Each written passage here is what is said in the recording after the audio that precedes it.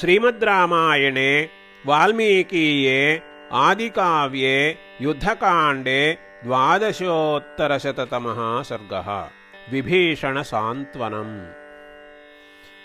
भ्रातरं निहतं दृष्ट्वा शयानं रामनिर्जितं शोकवेगपरीतात्मा विललाप विभीषणः।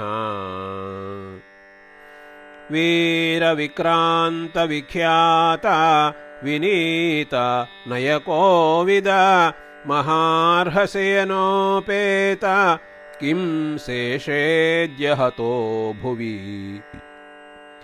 विक्षिप्य दीर्घौ निश्चेष्टौ भुजौ अङ्गदभूषितौ मुकुटेनापवृत्तेन भास्कराकारवर्चसा।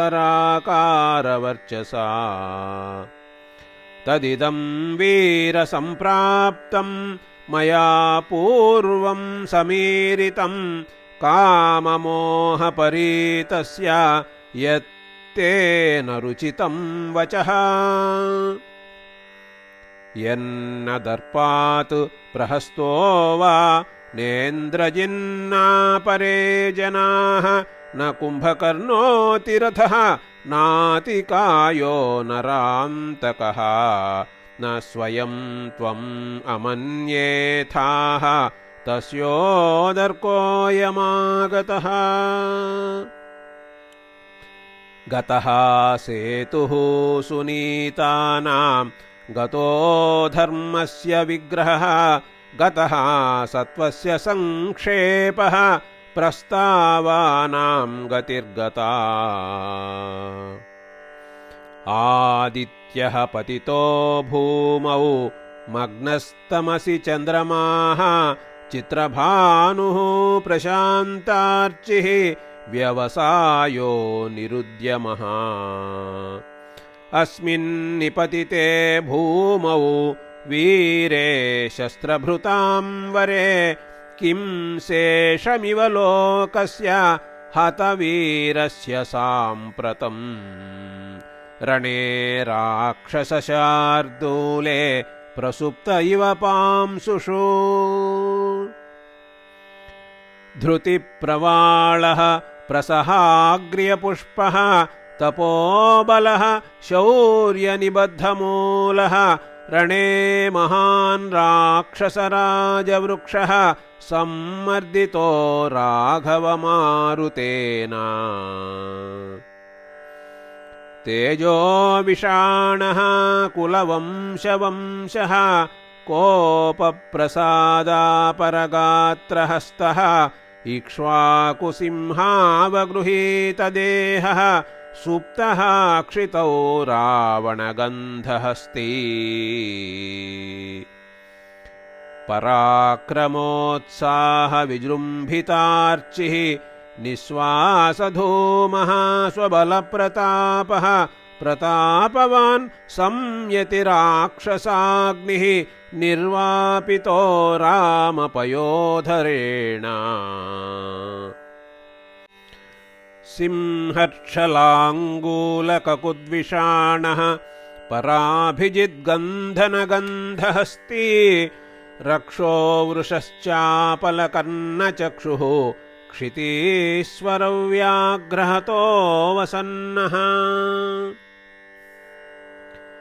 वदन्तं हेतुमद्वाक्यं परिमृष्टार्थनिश्चयं रामः शोकसमाविष्टम् इत्युवाच विभीषणम्।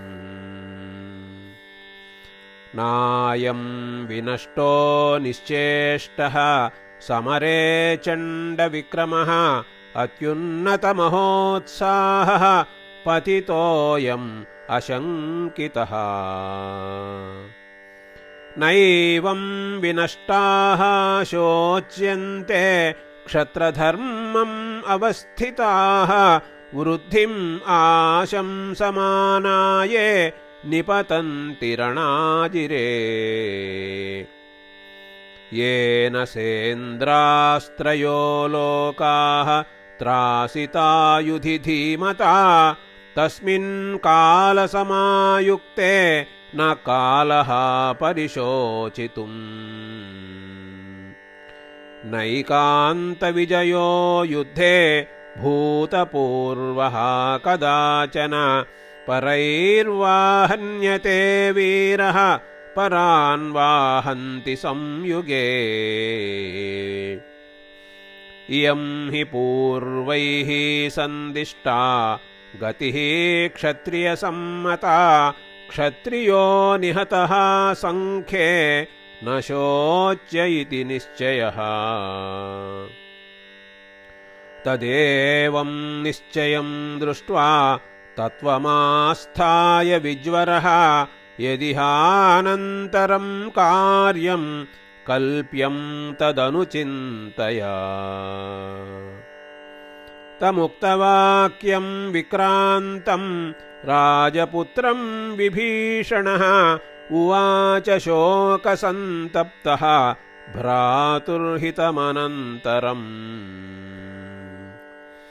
योऽयं विमर्देषु न भग्नपूर्वः सुरैः समेतैः सह वासवेन भवन्तमासाद्य रणे विभग्नः वेलामिवासाद्य यथा समुद्रः अनेन दत्तानि सुपूजितानि भुक्ताश्च भोगानि भृताश्च भृत्याः धनानि मित्रेषु समर्पितानि वैराण्यमित्रेषु च यापितानि येषो हिताग्निश्च महातपाश्च वेदान्तगः कर्मसु चाग्र्यवीर्यः एतस्य यत्प्रेतगतस्य कृत्यं तत्कर्तुमिच्छामि तव प्रसादात् स तस्य वाक्यैः करुणैर्महात्मा सम्बोधितः साधु विभीषणेन आज्ञापयामास नरेन्द्रसूनुः स्वर्गीयमाधानमदीनसत्त्वः मरणान्तानि वैराणि निर्वृत्तं नः प्रयोजनं क्रियताम् अस्य संस्कारः ममाप्येष यथा तव इति आर्षे श्रीमद्रामायणे वाल्मीकीये आदिकाव्ये युद्धकाण्डे 12शततमः सर्गः।